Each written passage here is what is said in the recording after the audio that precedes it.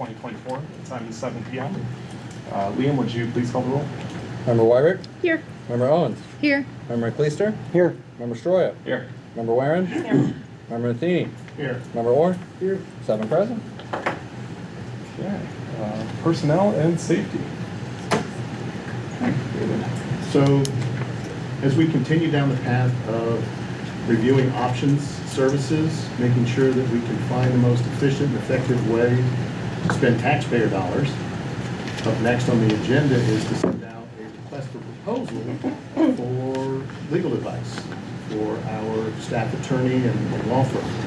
So, our current law firm has been here for several years and working, and we're going to do a review. So there's a request for proposal, and I think, Ben, you've got a little more you would like to add to this? So, as you all are probably aware, the Director of Law is by charter City Council's authority. We have prepared for you all, but not for public consumption until we put out the RFP, a draft RFP for your review of what you're looking for in a law firm. And of course, administration is happy to help do legwork for you to put out the bid and get people back and do some preliminary scoring. At your seats should be, since the packet went out to you all, we've made a preliminary score sheet that we would use, and then our recommendations you all would take and conduct final interviews with the highest ranked firms and make your choice. Our rough timeline, let me find that page.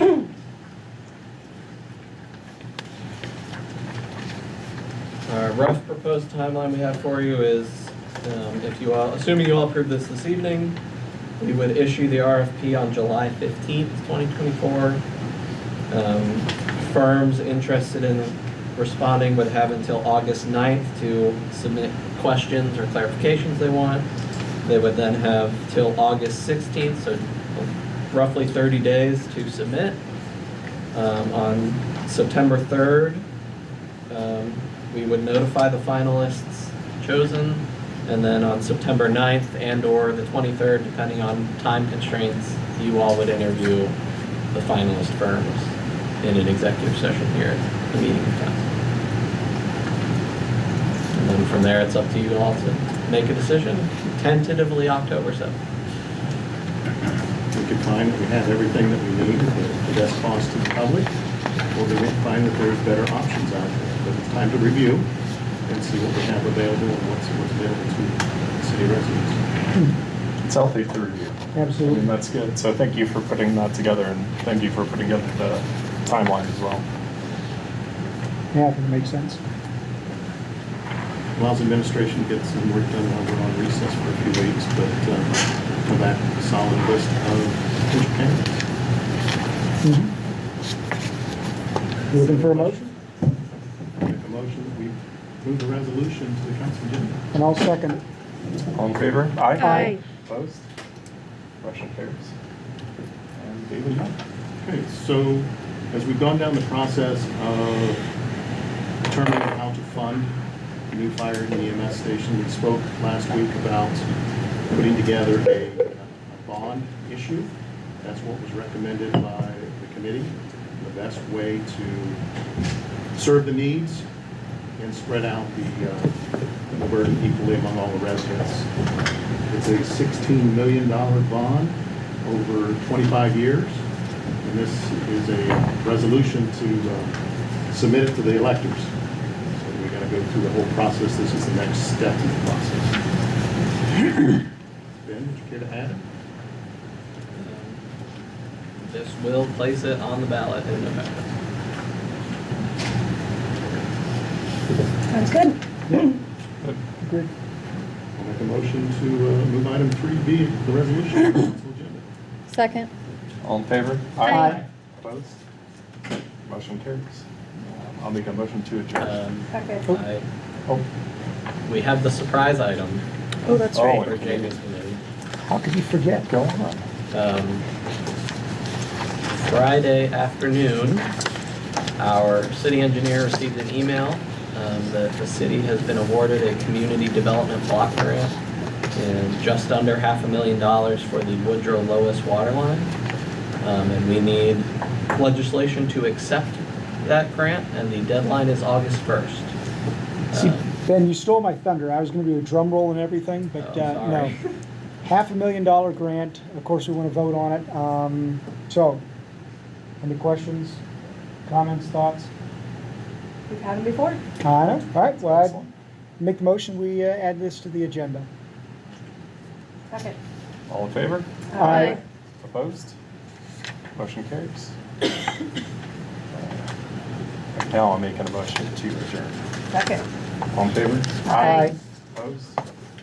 Adjourn. Okay, we'll start the next meeting in 2 minutes.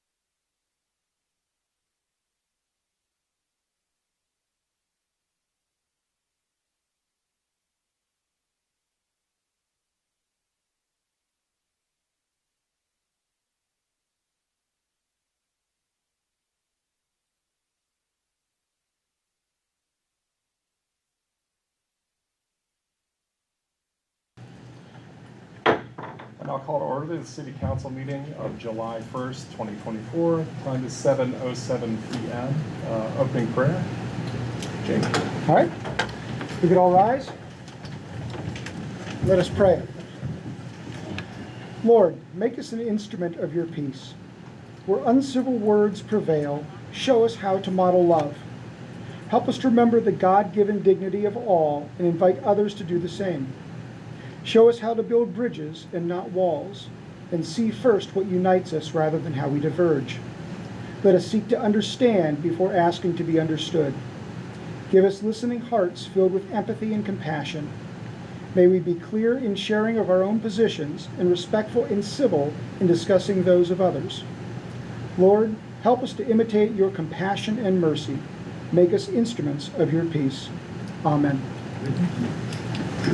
I pledge allegiance to the flag of the United States of America and to the republic for which it stands, one nation, under God, indivisible, with liberty and justice for all.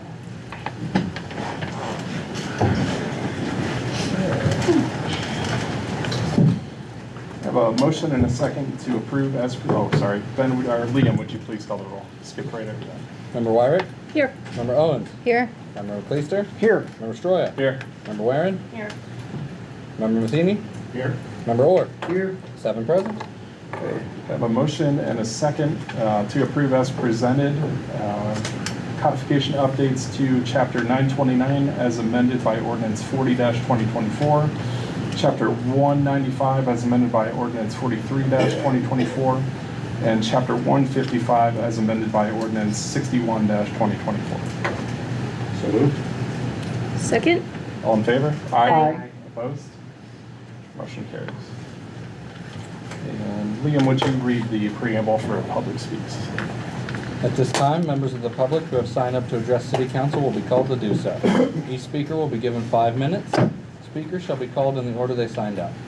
During this section, comments shall be limited to legislative items appearing on this meeting's agenda. The rules for speaking and the speaker's time will appear on the screens. After you have finished speaking, please remain at the podium to answer questions from the officials of the dais. This will serve as the final warning for all speakers. Any violation of the rules will result in ejection from the premises. And just to reiterate, please stay at the podium after you speak for any questions or comments. And the first up is Miriam Baumann.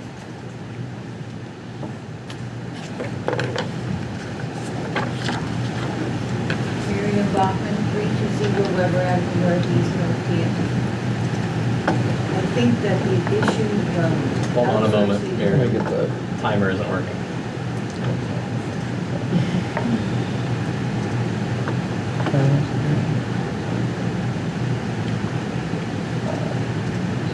That means you get extra time.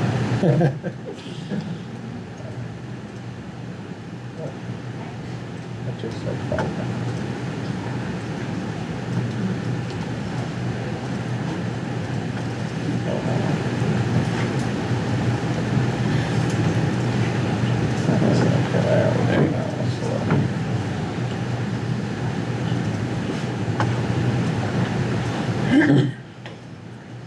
Okay.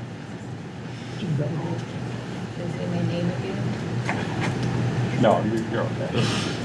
The issue of the outsourcing of the dispatch. I think this is too big of an issue to have a 7th council decide for 17,000 residents. And I would like you to consider putting it on the November ballot and have the people vote on it. And the second thing that I want to talk about is the fire station.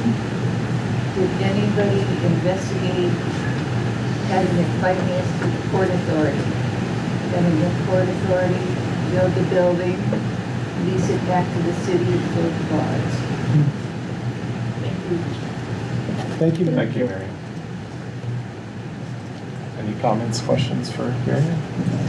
I can answer the Port Authority question. Sure, go ahead. We did speak to Port Authority. They are only interested in helping us secure a low interest rate after the building is built, but not for the initial bond issuance. Thank you. Next up, Matt Orbaugh.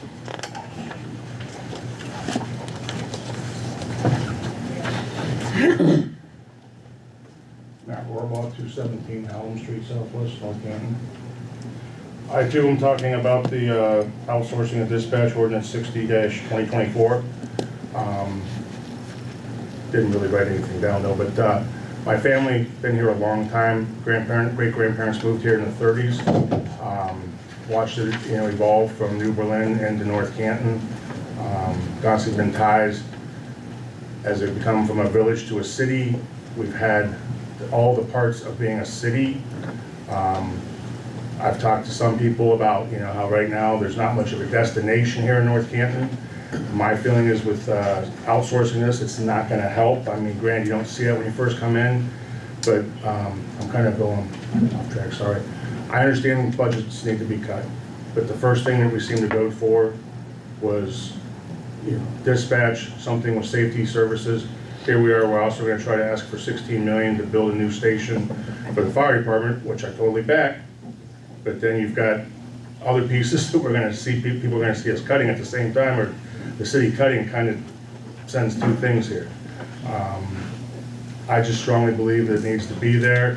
Maybe some sort of more of a separation between the police department and the dispatch, but still to have, the help, but also, some of you have seen Canton's. Canton's is almost like its own isolated room or something like that. Maybe that would cut some of it, but could still have that person that transitions to cover things. You've got two chiefs here tonight, both wrote letters. They, more than anybody sitting up there, nothing personal, no personal attacks against any of you. Those two have lived it for decades. They understand the presence of dispatch. At least one of you has actually taken the time to sit down and look at it for a couple hours and ride along, as opposed to just doing a walkthrough at another organization and seeing what it's to offer. But you saw it and you felt it, and maybe you all should go and sit there for a couple hours if Chief can fit you in there and see it and feel it. There's fire department, they have their dispatch it's important for both.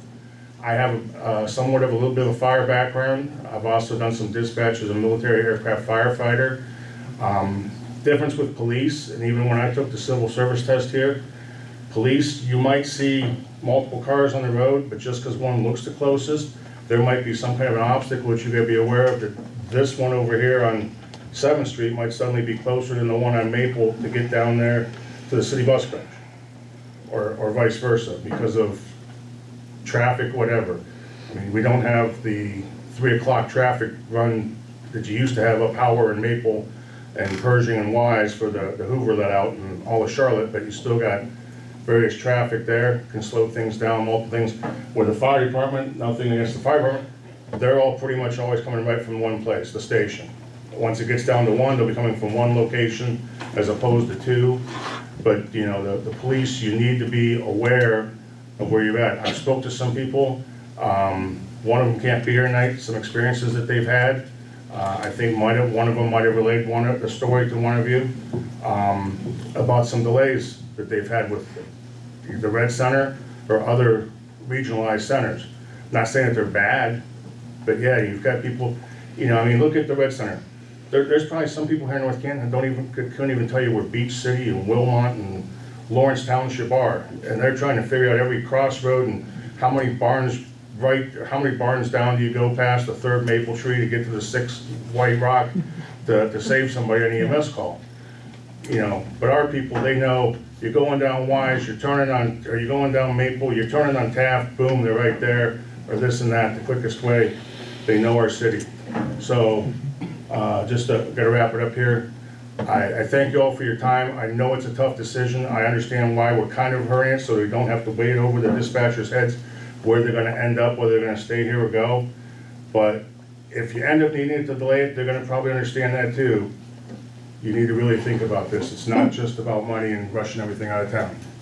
Thank you. Thanks. Any comments, questions for Matt? Sorry. Yeah, I think a couple things. One, we all did sit. I think each one of us, we all have sat with dispatch here and with the Red Center. So I think everybody has done that. Jamie said he rode with the police. I think other of us have. I've ridden with the sheriff, I've ridden with Canton. I just didn't feel the need to say it up here. I know other people have. So I think that we have done our due diligence with that.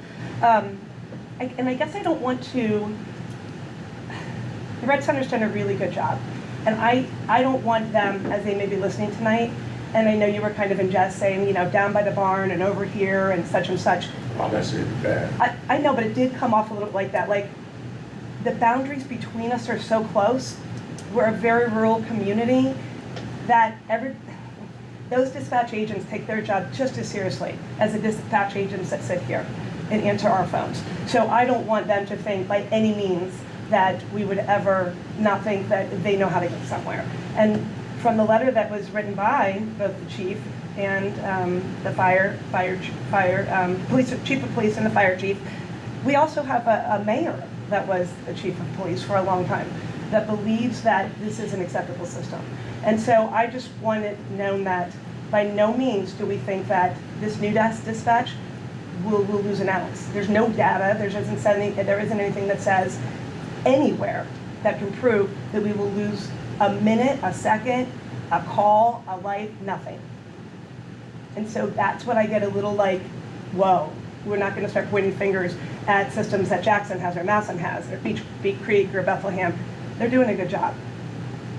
And that's why we're looking at those other options. No, I'm not saying they can't get, obviously, you know, they're getting them out there. And Our people, they'd be trained. I don't know how long you've actually lived here, but we're not rural at all. No, We- we're urban. If you go down State Street, if you go down Schneider, you start to get rural very quick. State Street?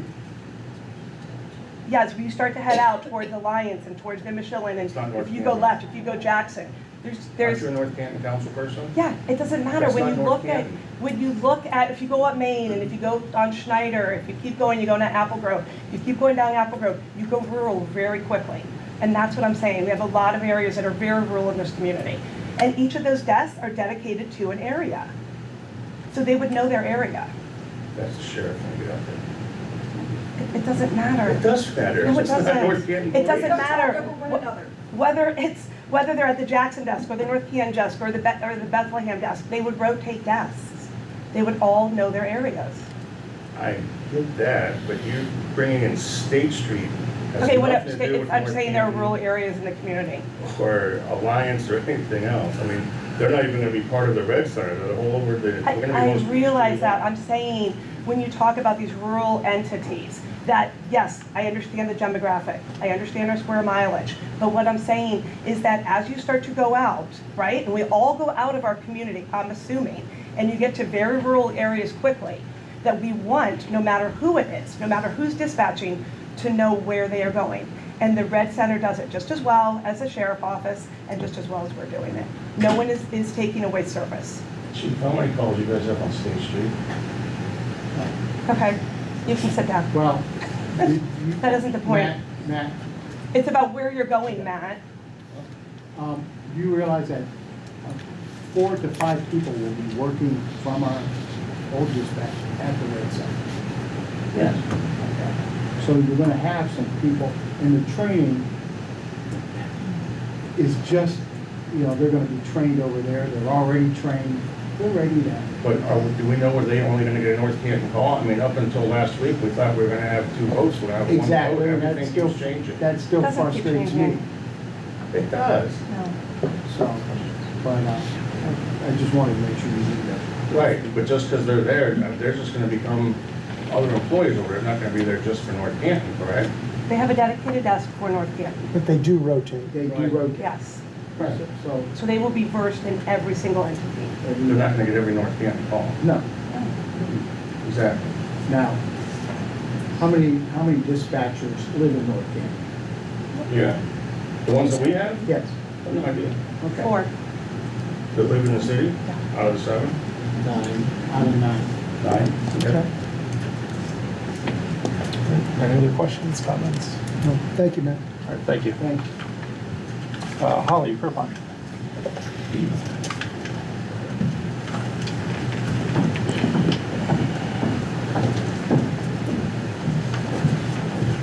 Holly Pierpont, 333 Winston Avenue Northeast, North Canton.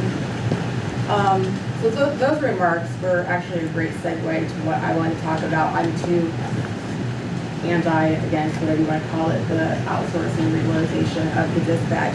I have a really unique experience with 911 that happened to me a couple of years ago that I thought would be great to share because it really, to me, presents the expertise and the value of our local dispatch and why I would want it to stay here. For those of you who personally know me, you know I'm a big Cincinnati Bengals fan, and a couple of years ago when they won the AFC Championship and they were headed to the Super Bowl, my husband and I hopped in the car and we headed over to an establishment in Jackson Township to celebrate. And on the way home, we were coming down, I believe it was Fulton, turning onto Frank, and we noticed real quick that there was a dark SUV tailing us very closely. Didn't think a whole lot of it, but as my husband turned the corner, this person continued to speed up on us, and we soon became aware that this was kind of a dangerous situation. I asked my husband, like, should I call 911? He's like, no, not yet, it's okay, we're all right here. Hung a right on whatever that street is that connects over to Dressler behind Kent State Start. And we were at that traffic light when the person got out of the SUV behind us and started to approach our car.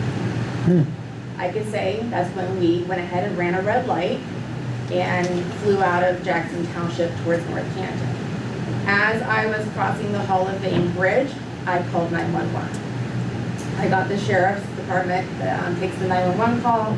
I gave them my information. I said, I'm approaching the city limits of North Canton. Please put me through to North Canton Dispatch. And they did so immediately, which I think they'll do no matter where they're going to. But that's not really my point. So I immediately get picked up with North Canton Dispatch, and the woman on the phone was very helpful, and she was asking for key information. I'm explaining to her what's happening. Of course, my adrenaline is through the roof. I'm panicked. I feel like I'm in danger. I'm very scared. My husband's keeping it together. He's driving excessively fast down West Maple here in fact. And I explained to the person, look, we're not dumb enough to drive home. We're not going to have this person follow us. We're close enough. We're going to drive to the police station because that's where safety's at in this town. So they're like, okay, no problem. So as I'm having this conversation with this dispatcher, and this is where it gets unique, and we will not have this at the Red Center. And there is no disrespect to anybody at the Red Center when I say this. I can hear dispatcher having the conversation with the police officers that are about to greet me outside their door. I can hear the whole conversation in the room in the background between dispatchers and officers. They're all discussing collectively what's about to happen here and how they're going to keep me and my spouse safe. Nobody would ever do that if it was not in a Canton dispatch. And sure enough, we turn the corner, we pull into the parking lot, and there are 4 officers there waiting for us. The SUV recognizes suddenly where we're at. He's waiting for him, and he takes off. The officer hops in the car and follows him. So that's an example that's probably unique, right? It doesn't happen to everybody every day. But when we talk about generalizing and making statements about how we're not going to recognize a difference, I think we are going to recognize a difference. Even if these people who 4 out of 9 or whatever the number was we just said, live in this city and they go and they take roles with the Red Center, they're not going to be as close, and they're not going to be as connected, and they're not going to have that proximity to the people who are going to come and help me out. And so I just wanted to share that experience with you all. I think it's important to hear firsthand stuff when we're talking about these important decisions.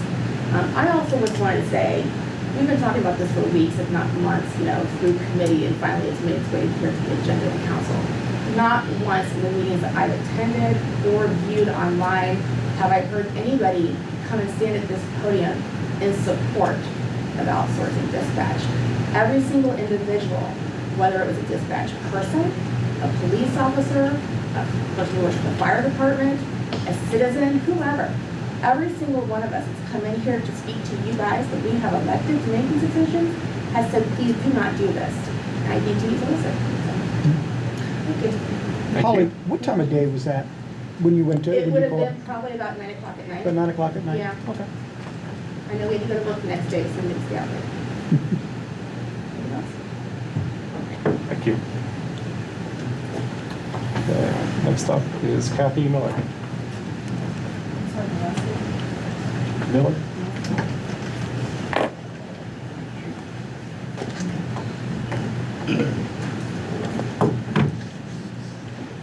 My name is Kathy Miller. I lived on Apple Grove and Woodside, and I got married in Louisville. I've been a What is your long-term current address? dispatcher. Can you tell us your current address? It's 4115 Parks Avenue, Okay. Louisville. Thank you. I've been a North Canton dispatcher for 24 years.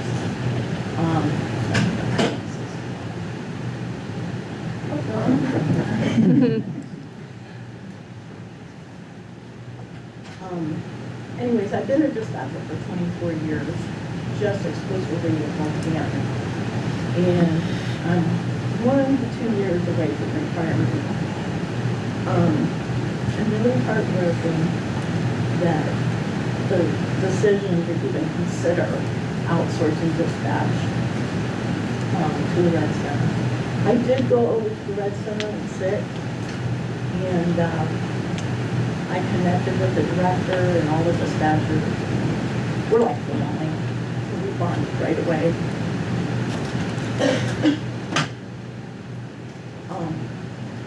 I was disappointed to learn that the 4th desk that they're telling me that they're adding is not going to be exclusively North Canton.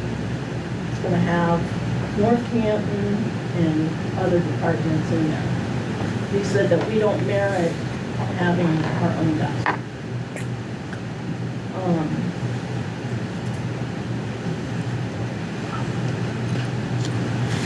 There's only going to be 1, 2, maybe 3 of the dispatchers are going to apply at the Red Center, as far as I know. They may change their mind. Maybe none of them will. I don't know. And they rotate best. So the North Canton police officers are not going to get a North Canton dispatcher when they call in. They're going to get whoever's on shift. Now, yes, they will learn eventually our area. but there will be a delay. It'll take time to run that, just as well as it'll take time for us to learn their area.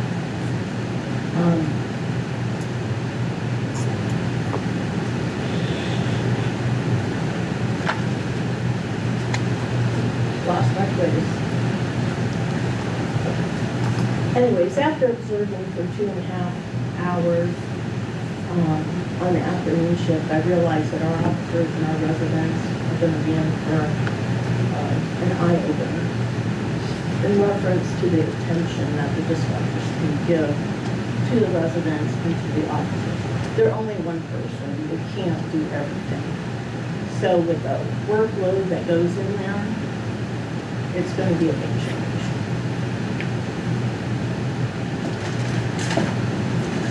We work very closely with dispatchers and officers in the fire department together. Sometimes we each know, just by the tone of our voice, what's coming. And we're already a step ahead of them before they even ask. We interact with each other during the shift, and I believe that that's critical for officer safety. For an example, for citizen safety, was back on March 16th, when the 16-year-old boy stopped breathing at the YMCA. The reason that there was a 90-second response time was because Officer Schaefer was standing right next to me. And he heard real time me talking, getting ready to give CPR instructions. He heard the location, he heard the urgency of the call, and he sprinted out the door to his cruiser. That's why there was a 90-second response time. Had there been a different location or a different outcome with this young man? Had we been at regional dispatch? I doubt it. So the level of service and attention the city is giving up, in my opinion, is way more valuable than the number of safety. Thanks for your attention. Thank you. Thank you. May I ask what shift you work? What shift do you normally work? I work day shift. I worked midnights for 10 years. We've been on day shift the last couple. Now, to the best of your knowledge, how many of the dispatchers went over to the red side? Say that again? How many dispatchers that you know of went over to the red side? I don't know anybody for sure. I know 2 of the 6. Thank you for your service. Thank you. Thank you. Any other comments, questions for Kathy? Moving on, Selden Farnsworth. Selden Farnsworth, 535 version southeast. I'm also opposed to this. I've retired as an inspector, and I've worked in a lot of areas that have outsourced their dispatch. And beyond the learning curve, I mean, I work with a lot of police officers because I've worked outside, and it's not a positive move. And anytime you outsource something, I mean, you're losing control over this. And we moved here about 34 years ago because of the city services, the response time, professionalism, and I just, we're growing the city. It looks really nice. There's nice coffee shops and what have you, and good job, okay? But if you're trying to attract people, word gets around that you've outsourced your dispatch. I'm sorry. And it's a big issue with people that are looking to maybe build a couple nice houses here or move in, get their kids into Hoover. And, I don't come down here, I don't speak very often, kind of mind my own business.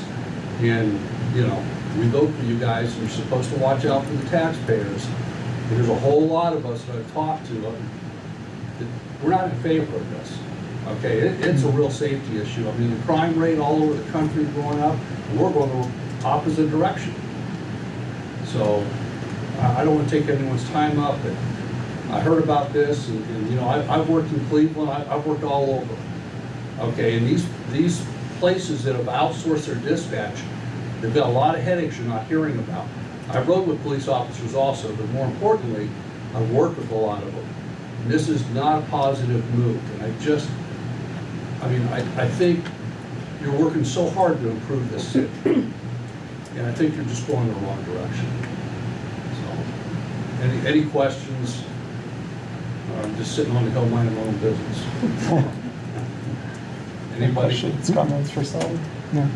Thank you. Thank you. Thank you.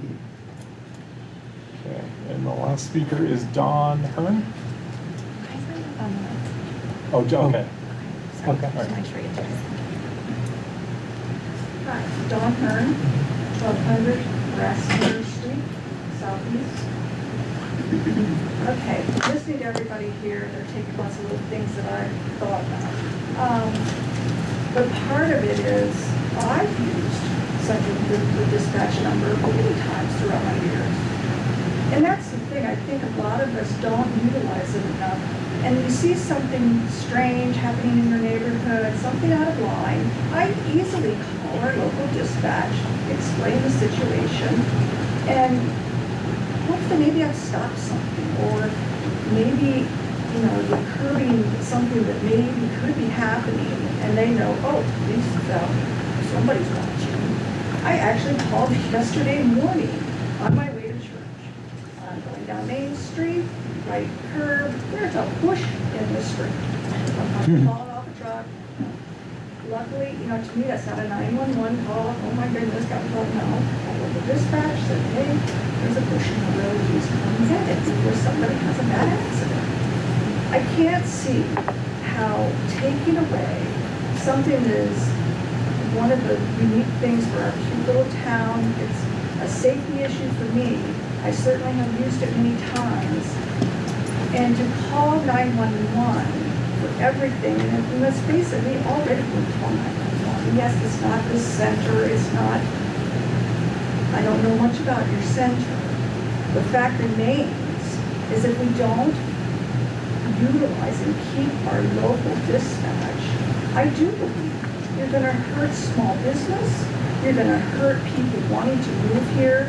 I came from Columbus 30 some odd years ago, and to move to North Canton, I said, I'm going to move to Canton. No, it's North Canton. There's a big difference why we live in North Canton. And to lose just one more little thing, you think it's little, you think it's nothing, but it is. It's big. And to be able to contact our police directly, I just don't see a reason for that at all. And if you're saying, oh, these people keep saying, don't do it, why are we doing it? I don't get it. And maybe by putting, the first lady said, put it on, but if you really think, maybe more people want us to change, I do believe in the system, vote for it. But I cannot see taking away is going to help us and what little money you're going to save. Because you still have to pay for the Red Center. So how are we saving that much money? We're going to trim the fat somewhere else. That's what you Any comments or questions for Dawn? Thank you, Don. Thank you. Thanks. And what was your name? Danielle Chapin.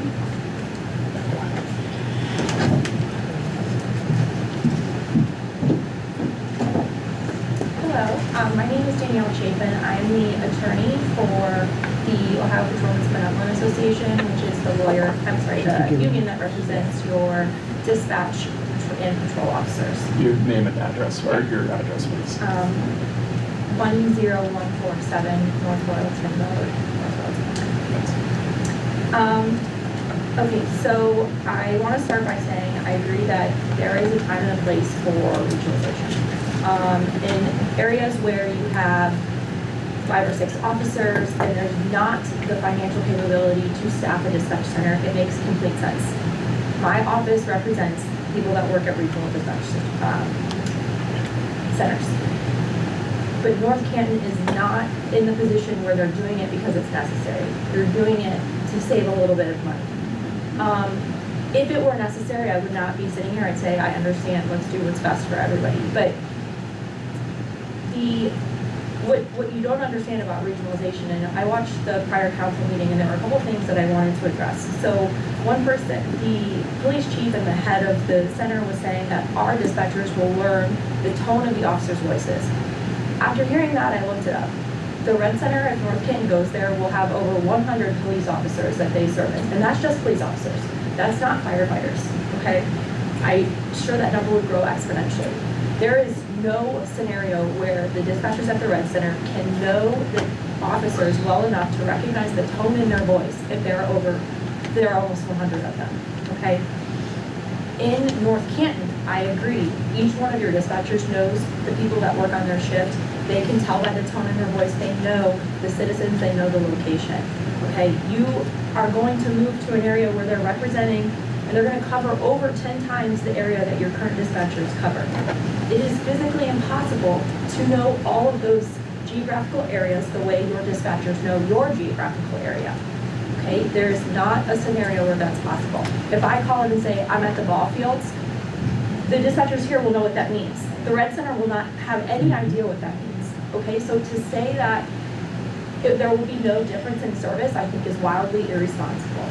Because it's just not even possible to sit there and know all of the things that your North Canton dispatchers know. There's talk about your dispatchers going over to the Red Center. The Red Center pays a lot less than your dispatch currently does. I know you're trying to create jobs, which I do appreciate, in terms of keeping some of them here. Those jobs are a very big pay cut. There is no longer the opportunity for overtime. The other benefits are less. They will not receive the same holiday pay that they receive now. So this $300,000, maybe $4 that you're saving, is coming directly out of the pockets of your 10 employees who have worked for this city and dedicated their lives to this city. They will all of them will take a pay cut. So will they go to the Red Center? I don't know.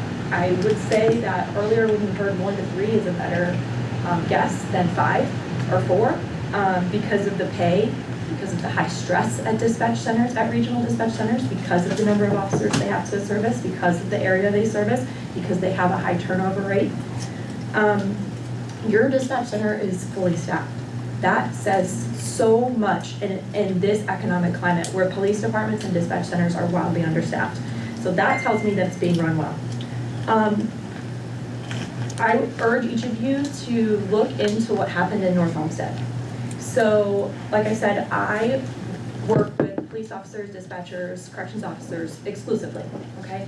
That's been my job for 5 years now. This is not the first time I've encountered a regionalization question. In North Olmsted, I believe it was in 23, maybe it was 22, they attempted to regionalize their dispatch center. They had angry citizens in there once they heard about it, the exact same concerns that I'm hearing right now. City Council did it anyway. The OPBA worked with the dispatchers to do a referendum, and we went out and knocked on doors, and when people heard what their city council was doing, they were pissed. They signed that petition, and we got well more signatures than we needed to overturn city council's decision. Okay, and as a result of that, the mayor and city council listened to the public, and they still have a dispatch center. Okay, there were even city council members who lost their seat as a result of this, because one of the dispatchers who was heading the charge to keep the dispatch center is now on council. That's how much the public trusted him. Okay, I think that it's very easy to look at the numbers on a piece of paper and say, why wouldn't we save 400 grand? That's great, saves our taxpayers money. But you can't put a price on the seconds that it takes to get services to somebody to figure out. Because why do you, I'm sorry, but if a police chief and a fire chief are not in favor of it, that's who you should listen to. I would never tell a contractor how to build a house, and so I don't think that any of the people on council should be talking to police officers. So you represent regional centers also? Yeah, the OPBA itself does, yeah. Good. And they don't provide as good a service as North Canton? That's not what I'm saying. Okay, that's why I'm trying to clarify. No, I'm saying that their jobs are very different. And so they do the best with what they can. right? Is it- They are required to know a very large area, but when it comes to North Canton, any person in a dispatch center would agree with you that it's a lot easier to dispatch in your own city versus at a regional center. I feel safe saying that, yes. So dispatch centers that cover a larger area Yes. struggle. Again, I feel like you are attempting to twist my words in a negative way. No, I'm trying to find out if I'm saying that their relocating the job answering is of- significantly harder, yes. If relocating the answering of a 911 call at a regional center is as efficient and as effective as answering a 911 call in North Canton. No, I don't believe that it is, because you don't know the officers, you don't know the locations as well, it's more difficult. Just like dispatching out of county is a lot more difficult than dispatching in North Canton because the geographical area is larger. Thank you. Any other questions or comments? Thank you. Thank you. Did anyone else sign up online, Liam? No, that was the last one. Okay. All right.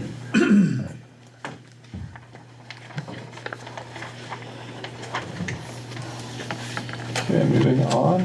Liam, would you please read the title of ordinance 26-2024? An ordinance amending the zoning map of the city of North Canton to reclassify 15 parcels in the city of North Canton in accordance with the amendment procedure set forth in Chapter 1182 of the Planning and Zoning Code from their existing classifications to Main Street Center.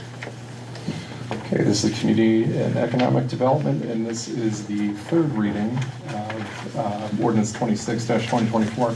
So this is the reclassification of the 15 parcels zoned Main Street Center, will be zoned Main Street Center. There's nothing new here. We discussed everything before. I'm just going to make any comments, questions on it? I'll make a motion to adopt the third reading. Second. All in favor? Aye. Opposed? Motion carries. Liam, would you please read the title of ordinance 27-2024? An ordinance finalizing the annexation of 3 parcels owned by Walsh University on Filzer Street Northwest by establishing the zoning for the property as residential single-family large lot and establishing the City Council voting ward as Ward 3. Okay, this is the Filzer Street annexation for Walsh. Again, nothing new. Third reading. Any comments, questions? I'll make a motion to adopt the third reading of ordinance 27-2024. Second. All in favor? Aye. Opposed? Motion carries. Liam, would you please read the title of ordinance 28-2024? An ordinance amending Chapter 1136, Main Street District's regulations, specifically Section 1136.12, fences and screening of the codified ordinances of the City of North Canton, in order to allow non-vinyl fencing in Main Street Center districts and to establish regulations on fence heights in all Main Street districts. Okay, this is also the third reading and this has to do with the fences and screening, the non-vinyl fencing. Any comments, questions on this? Nope. It's been discussed. I can't believe it's only the third reading. But I'll make a motion to adopt ordinance 28-2024. Second. All in favor? Aye. Opposed? Motion carries. Liam, would you please read the title of ordinance 35-2024? An ordinance amending Chapter 1131, Park and Institutional Districts of the codified ordinances of the City of North Canton to standardize the language and regulations of the district to other zoning district updates and better reflect community development goals of increased efficiency in land use.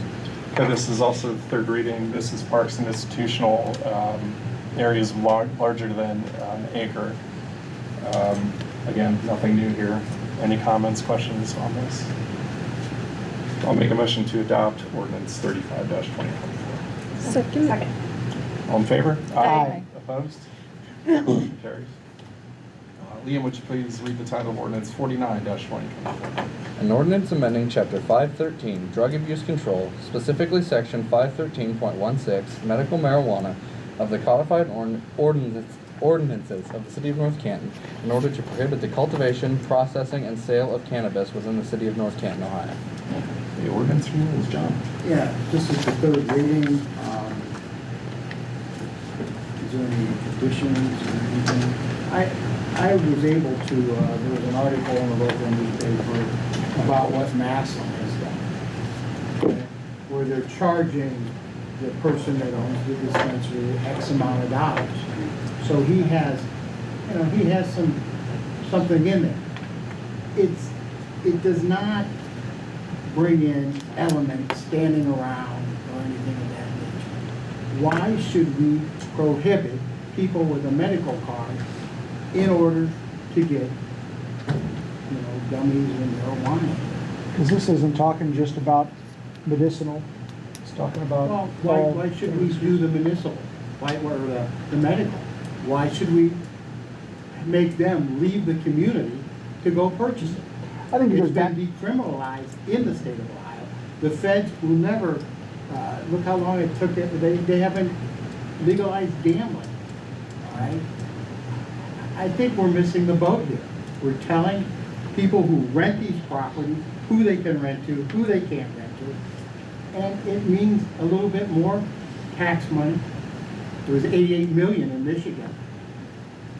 So the state of Ohio is messed up and they can't do this, they can't do that.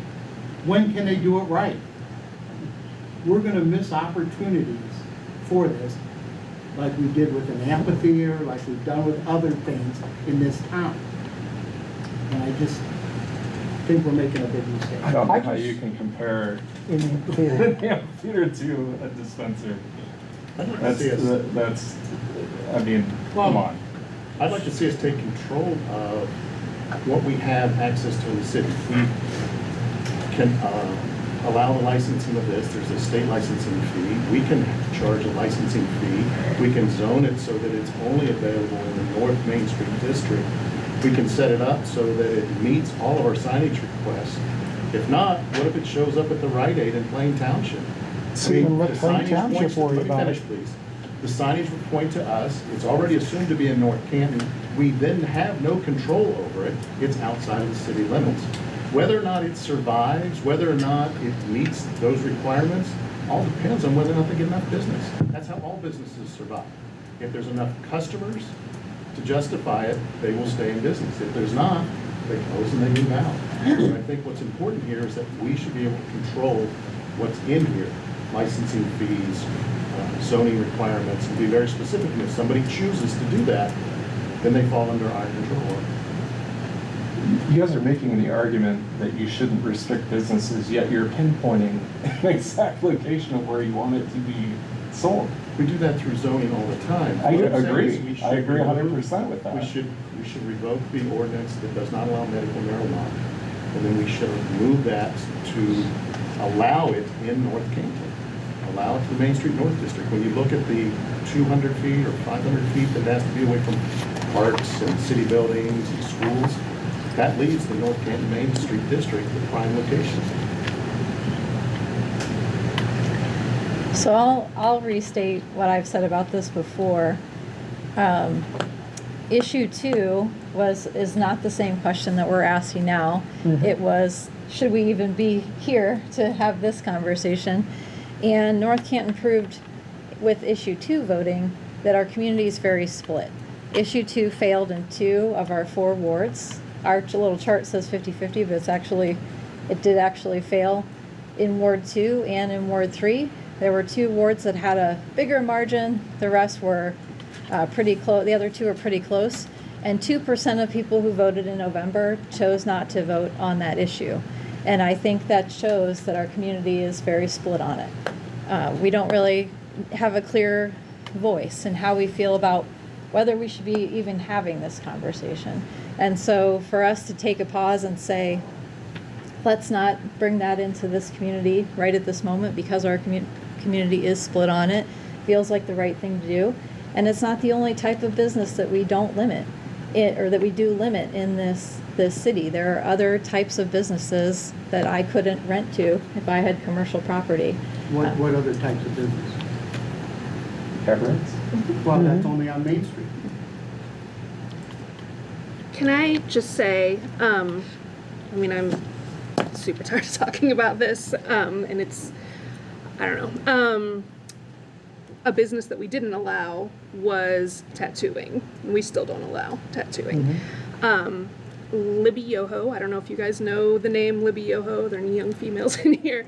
Does cosmetic tattooing, like eyebrow microblading. She started in North Canton. We kicked her out, and she opened like the premier center for doing this in Plain Township because we're afraid of tattooing. Being dry has not served us well. Not allowing microblading of eyebrows has not served us well. And now we're going to be afraid of marijuana dispensaries. It doesn't serve us well, and I feel like we will look back and regret this eventually. That's In terms of the vote, like we stated last time, 8 out of the 12 precincts was for it. Although the community was 51-49 to change.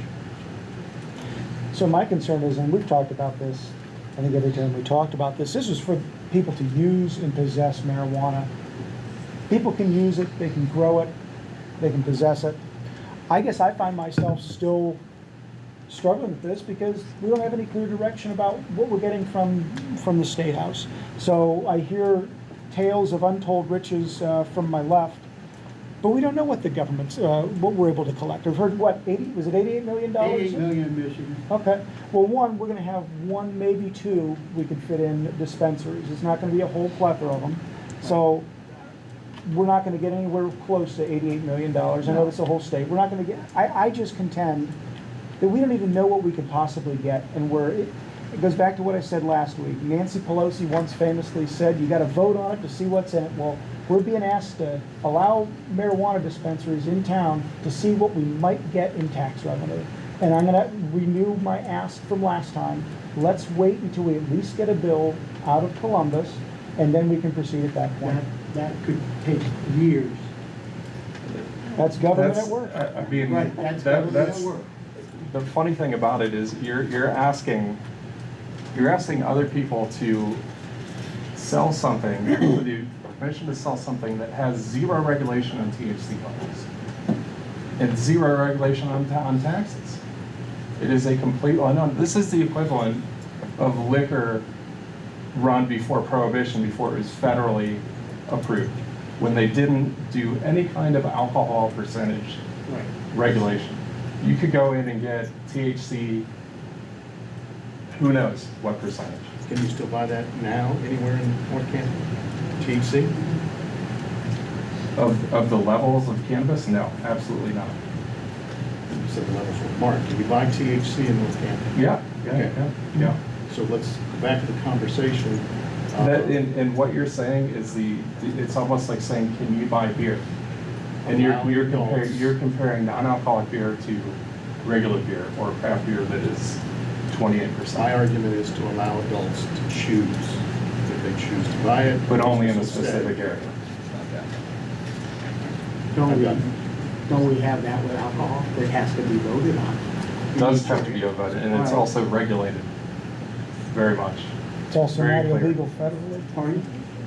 I didn't hear you. But not most people could actually vote. Yeah. Right? Right. If that's the, Yeah, you wanted to be that into the question. right?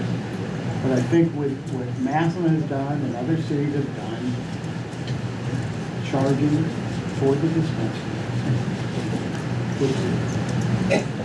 What do they charge for the dispensary? Licensing fee, right. License fee reimbursed. Right. And I think we could get some money from that. I think it'd be nice to have some state guidance. I mean, Well, this was passed in November, and it's June, they're going on the break. They may not pass something before next November. if they have. Right.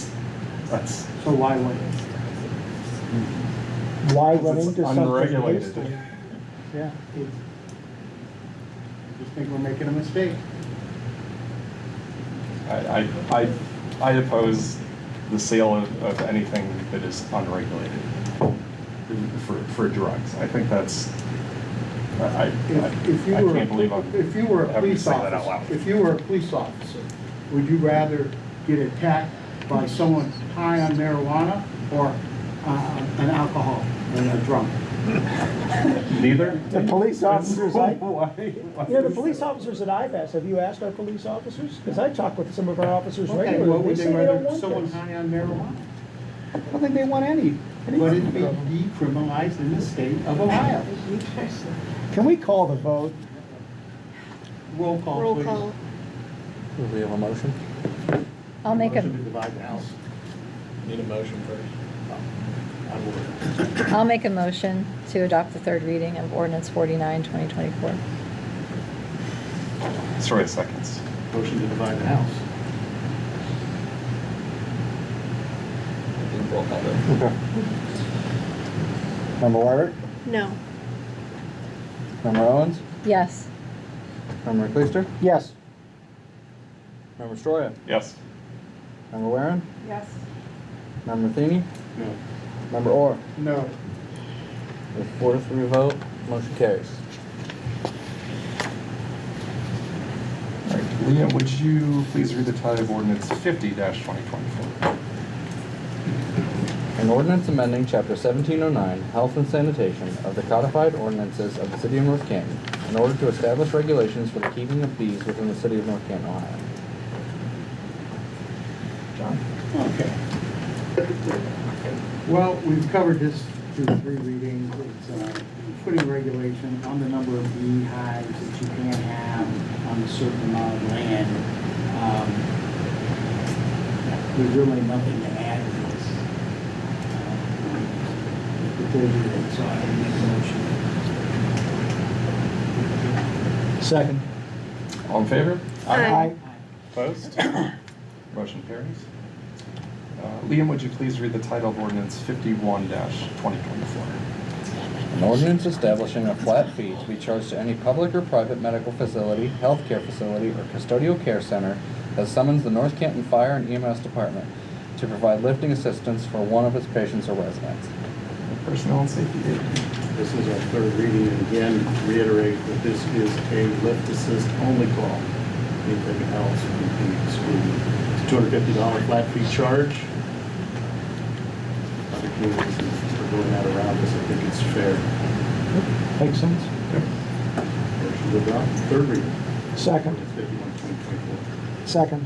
All in favor? Aye. Opposed? Motion carries. Liam, would you please read the title of ordinance resolution 52-2024? A resolution for the submission of the question of a replacement and increased tax levy for the purpose of providing for the general construction, reconstruction, resurfacing, and repair of streets, roads, and bridges under ORC Section 5705.19, Section G, in the City of North Canton, Stark County, Ohio. All right, street and alley, Melissa. So this is the third reading of resolution to place the road, street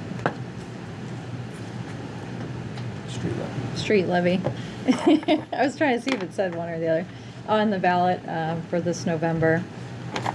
We talked about this one a lot also, looking to renew and increase to 2% to better cover the paving needs of the city.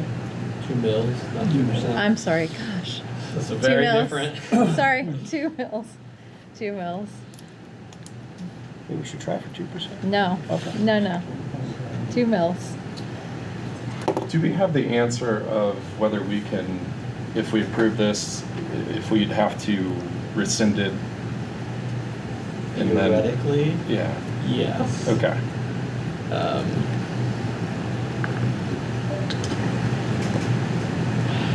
We're going, if we try to do that, we're going to end up in a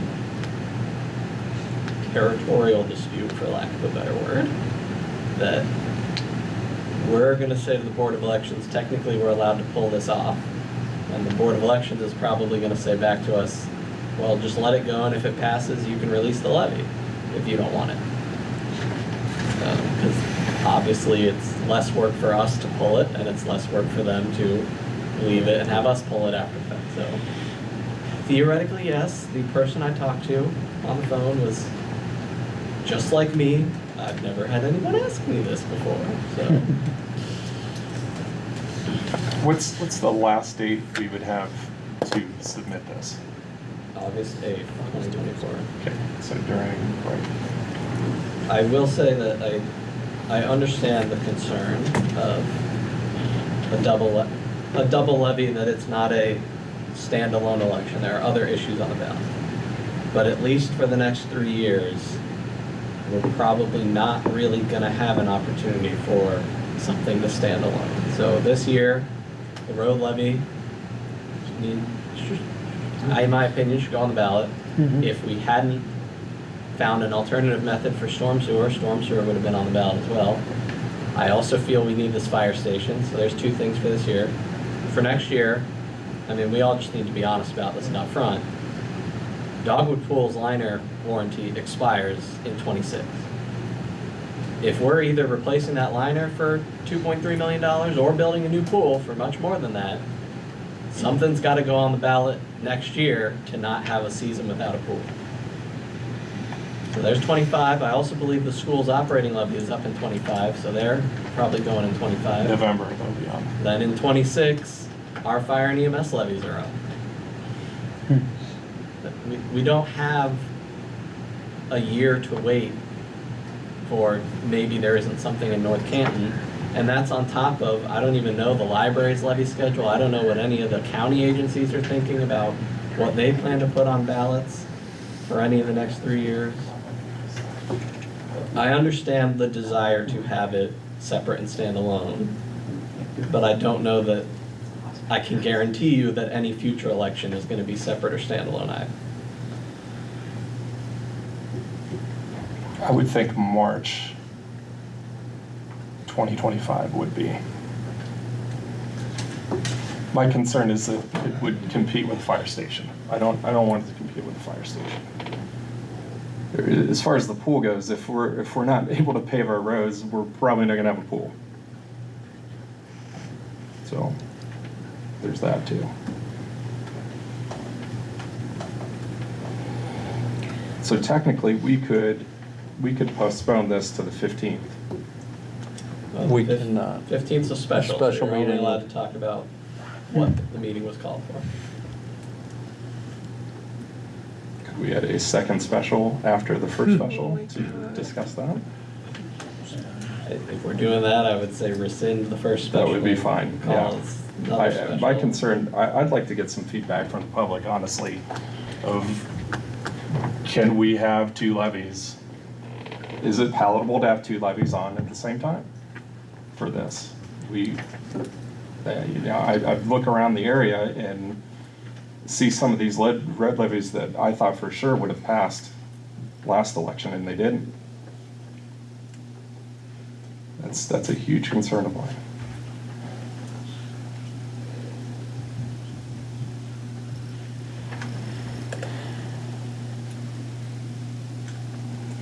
What do you guys think? I mean, it's needed, there's no doubt about it. It's just, is it possible? Well, I think that's why we asked the question last week. Hoping for a little bit different answer. But It's passable. I think it's just not a common thing. no, Localities put it on and then pull it off before the election day. Right. Leave it on. I don't think it speaks well for the city to do that. And I just think that this is an issue and it needs to come forward, and to postpone it, I don't think it's the right time to do that. I think we should just go forward, let the voters decide on these 2 issues to help our city, continue with the items before you. I just think that we need to go forward with the 2 issues, and if something does not pass, then yes, we can come back in March, okay? But the longer we postpone it, I just think that we're like kicking the can down the road. Let's let our voters know, we still have time to discuss the issues. I think they're pretty straightforward as to why we need the voters to support them. But that would be my input on it. Thank you.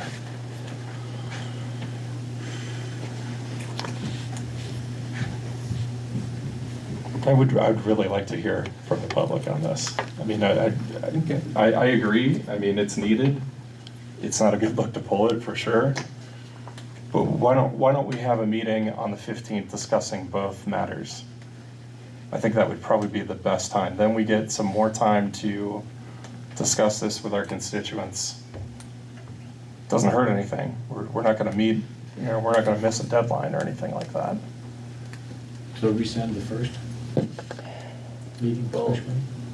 If that is what you want, we'll figure out the paperwork. Okay, let's do that. Let's do that. I mean, that's it, as long as the rest of you agree with that. So what's the call on the floor then on this issue? I would say, let's make a motion to, we would postpone. Yeah, Postpone to a specific date. till July 15th. And at that time, we'll make a decision if we would have Yeah. the third reading of it then? Yeah, yeah. Yeah, then we get an extra 2 weeks to think about it and talk to people about it. So we're postponing the resolution. Yeah. Yep. Does everybody agree with that? Is that okay? Yeah, I mean, makes sense. Discussion. So I'll make a motion to postpone Resolution 52-2024 to July 15th. Second. All in favor? Aye. Opposed? No. Motion carries 6-1. Liam, would you please read the title of ordinance 54-2024? An ordinance authorizing the mayor of the city of North Canton to enter into a mutual aid agreement enabling the city of North Canton to join the Ohio Water/Wastewater Agency Response Network for the purposes of enhancing the city's preparedness and resilience against natural or human-caused disasters. Okay, utilities and rubbish. All right. Well, we've talked about this. This is the third reading. This is establishing a mutual aid agreement as it pertains to water and wastewater. I don't think anything has changed. Ben, nothing has changed. Liam? Okay. Nope. With that, I would move we adopt the third reading of ordinance 54-2024. Second. All in favor? Aye. Opposed? Motion carries. Liam, would you please read the title of ordinance 60-2024? An ordinance authorizing the mayor of the city of North Canton to enter into a service agreement with the Regional Emergency Dispatch Center for the purposes of providing emergency dispatching services. Personnel and safety, David. A lot of discussion. Very heavy decision in front of us. Comments that were made tonight, this evening, all of them deserve merit. I think when you look at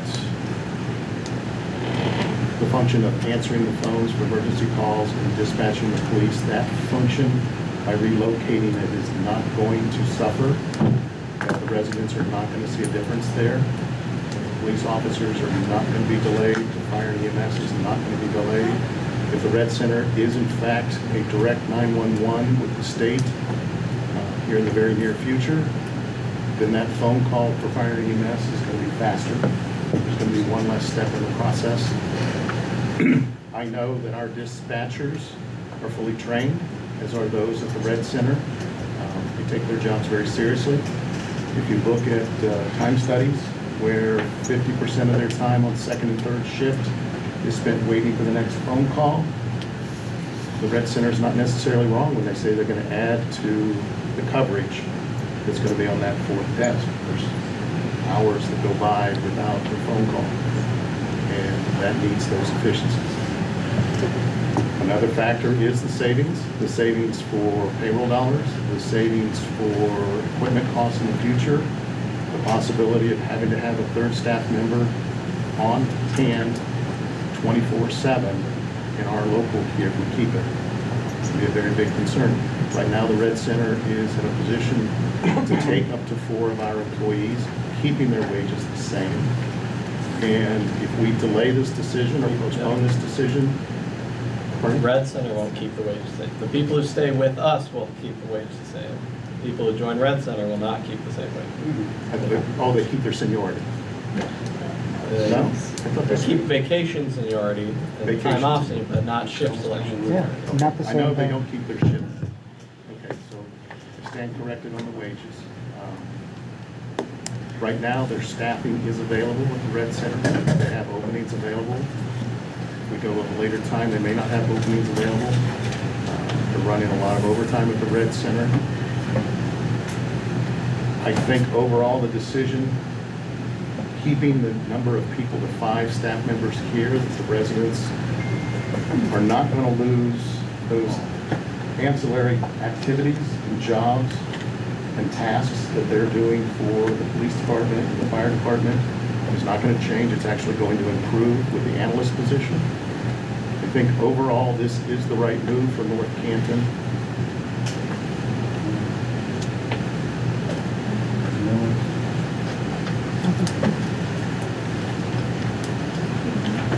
No, are we going to go through and talk, or? Yeah. Yeah, okay. All right, some of my comments are the same that I've talked about before. And I'm going to rehash them again because there's new people here in the audience. And first, I want to thank the folks who spoke. All, what was it, 7? Spoke against outsourcing. And I think it was identified by, I think our friend here in the front, that, or maybe somebody else, that not a single person has come to support this. So the first item, the cost savings. I contend that the real savings that we really should be calculating and saying that we're saving is closer to $250,000 to $300,000. And I think that I've said this, and I was quoted in saying it online, and somebody called me out on it, and I'll share why I think that is. Ben's position, which was a public safety analyst, well, this will become a new public safety analyst, which we're saying is backfilling your position. The way that I understand it, correct me if I'm wrong, that this function is going to be not wildly, but a lot different than what yours was. It's going to be almost entirely public safety.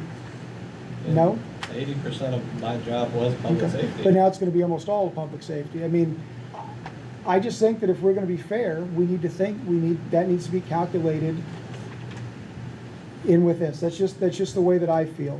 And I feel that that would be closer to $250,000 to $300,000.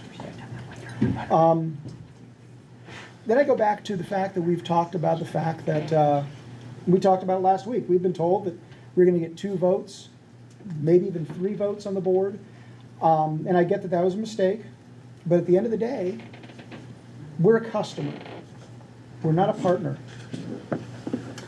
This is like calling Verizon or calling AT&T and seeing which one has a better deal for us. It's the same thing. The other thing that scared me, I don't know if it scared you, we had the president of the Logic Board here, nice gentleman, about those voting rules. He said, some weeks I vote, the other time it's a fire thing, the fire chief votes. I guess, does that mean that if I can't make it to a city council meeting, should I just go ask one of my neighbors to come here and vote for me if I can't make it? That scares me, because do you have one person on the board, or do you have 2 people and only one person votes? I just dislike it. The agreement. I don't see in this agreement, unless there's something that I'm missing, or maybe I'm missing that there will be another agreement, I don't see a price in here. I don't see what we're paying in this agreement. The other thing is in talking about prices, what were the prices 5 years ago? What will the prices be in 5 years? We can realistically control and understand what our prices will be. I'm just concerned about that. 5 years from now, our equipment's going to be sold or put in the dumpster or whatever, and we will never be able to get this back. The other thing, the officer who wanted us in this afternoon or this evening, he was the police officer you talked about. We will never have that opportunity again where there's a police officer that is right next to a dispatcher. That's why we had that incredible response time. That's why that 15-year-old is still alive. Pierpont talks about at 9 p.m. coming back into town. We're talking about with these positions, this is a wildly changed dispatch. We may not have an overnight person. Now, I know it's a trial run now. Let's say a year from now, 2 years from now, we don't have somebody after, 7 o'clock, 10 o'clock, whatever it was. Let's say, I know Mrs. Pierpont's not a party animal. Let's say she was a party animal and she's coming back at 3 in the morning. There's nobody there. The current proposal is for 24/7 coverage. But I was told that that was just going to be a temporary thing. So It would be evaluated after first year if they really are busy at night or not. They would still get a call, correct? They would get a call, but they're not going to be in the building. She said she was coming up Maple. Maybe they get there quickly, maybe they don't. I don't know. I just think You know, when you think of a city, you think of the services that are provided to the citizens. We've done well with outsourcing permits to Safe Built, and I get that. That department was not run as well as the police department and the fire department was run. But what's next? So we're going to outsource dispatch. Where do you stop? Do we outsource the police department? Just see if the sheriff will come and do it? Why don't we outsource the fire department? Maybe we can get Plain or Jackson to pick us up. Let's sell our sewer lines. Let's sell the water treatment plant. I don't know. I've talked long enough. I just do not agree with this. I don't think it's in the best interest of the city, and I think it looks bad as we're trying to ask for money to bolster our safety services. That's it. Thank you, Mr. President. Mr. President, maybe I missed something, but how do we currently pay for dispatch? For the actual services? Yes. Almost entirely income tax. Yeah. Okay, it's not fire gets so much or police get so much. Well, yeah, but we have zero levy for police. So, yeah. I mean, I'll speak. I have the same opinion. The letters in my conversations with chiefs and with dispatch itself, I think there's a level of familiarity that they have that the Red Center will not. There's just a level of customer service that I think is going to be unmatched, and that's why I'm against it. Here, the comment was brought up. I know I said I was going to be quiet. I apologize. The comment was brought up by the size of the territory. I do not know every single last street in North Canton. I think there are probably streets that I would like to think I've maybe been to every street, but I know there are streets that I have not been to in North Canton. But I sure as heck know that there are streets that I don't know across the county, the entire county. And that'd be the same situation here. Yeah, I like the ball fields example. We need help over at the ball fields. Well, which ball fields? The YMCA. Yeah, which YMCA? My role in this whole thing is to answer your questions, and whatever decision you all make, I will execute without objection. But in that role of providing information, I do want to provide clarification that right now you can't call 911 and say, I'm at the ball fields, because Stark County answered your phone first. You can't say to the Stark County dispatcher, I'm at the ball field. They're going to say, okay, I serve 80% of the geographic area of this county. Which ball field? So it's a misconception that you can just call 911 because you're in North Canton and say, I'm at the ball field, send me help. Fair enough. Secondly, you asked about, you don't see the prices in the contract. There is no price of contract. Every member pays the exact same rate. So they take whatever the budget is for that year and they divide it by the total population served, and that's what you pay per capita. Over the past 5 years, they have had a 7% price increase total. In that same time, we've had an 18% cost increase. And that's just primarily personnel costs. I mean, we had 3.5%, then 3%, then 3%, then 5.7%, then 4% increases by their union contract. My position being backfilled, I understand what you're saying. If we include it in the going scenario, though, we also have to include it in the keep staying scenario, because we're going to fill it either way. The only reason we haven't filled it so far is to reserve it for one of these 9 people. And it's honestly starting to wear me out. Doing 2 or 3 jobs at the moment. So yes, we can add it, but it's going to net 0 because you're going to add that salary to the go scenario and you're going to add it to the leave scenario. It was brought up that an important part of dispatching is knowing where your units are and being able to recognize, okay, the fastest route to here and the best unit to go there. Absolutely agree. It's part of our standard civil service test, as he alluded to. We can't do that right now. Our dispatch center does not know the geographic location of every single one of our units in the city. We did when we were on the county CAD that the county paid for, but we left and we went back to our own CAD, and we don't know the geographic position of every single unit that we had. Now, may I politely push back? Because when I was in dispatch, I saw the geographic locations. Unless I'm mistaken, it could be the case. Oh, I'm we're not a working police on officer. it, and we've gotten vast majority of police cruisers up and running, Yeah. but pretty much none of the EMS units or the fire trucks up and running yet. I'm sorry, you have someone here who could answer your question. Well, we can't take it from the audience, but yeah. So it's a work in progress, but right now we are not perfect at doing that. But those are simple fixes. I mean, we've talked about the tracking of geographic locations. It's a very easy fix, and it infuriates me that we don't have that, as I've said on record multiple times. It is a very easy, life-saving fix that can be made at any given time. Same was also made that we should only consider this if we have 5 or 6 officers on the road and can't staff our center. We have 3 or 4 officers on the road and a 50% staff turnover rate in the last 5 years.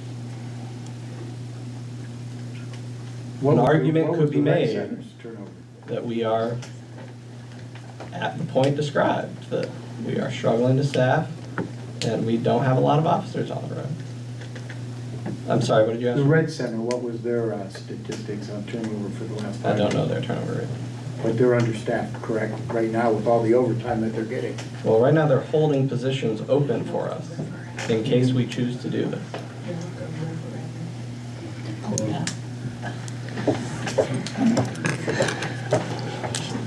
So, I didn't want to be faced with this decision. Worked really hard to encourage an income tax increase that was voted down. And we have a financial situation here. I've talked with the chiefs. Their initial objections, we've addressed a lot of their concerns. I think that we've all come to a place where we're in agreement that moving the call center will cut expenses that will allow our police and fire to grow our overall safety services. They'll be able to get equipment. They'll be able to improve technology. They have wish lists. This council's not going to vote for another budget that isn't balanced. So we can't give extra and keep everything that we have. We have to cut one or the other. So in talking with them, I truly believe this is the lesser of two evils for us. And I truly believe that it's not this isn't going to decrease our safety here. I wouldn't vote for that for any of you, for me, for our teams. I wouldn't do that. So this is where we are, because we're in a financial place where we have to do something. To piggyback, my last thing was that several people asked what else has been looked at. So the budget we constantly discuss is really the income tax fund, because all the others are sort of self-contained things. So what are our top 5 expenses out of the income fund? Number 5 is the building and permits department, self-funded through permit fees. Also already regionalized it to Safe Built, and we get 9 employees for $801,000 plus 8 of those 9 have cars, and they all provide their own equipment. Could never get that with public employees for the same cost. Number 4 is dispatch. We're discussing it right now. Number 3 is Parks and Recreation. Back in April 15th, you all cut more than $400,000. Oh, sorry, there's another line item here. $800,000 from the Parks and Recreation Department budget this year. Seems like we've already cut there. General government. Same ordinance, April 15th, you all cut $200,000 from the general government budget. The largest piece of pie, 25% of our entire income tax budget, the police department. The only things in the top 5 that we haven't cut yet are police and dispatch. I'm not cutting police. I'm doing that. I'm not cutting fire. Not voting for that. No way. But if we vote for the dispatchers or to go to the Red Center, with the number of people who've come and spoke against it, what chance do we have for these levies to pass? How many people have come to speak? So we've been talking about this for 4 months. We can go back and look. Yeah, Is it's it 20? 7 tonight. Is it 20?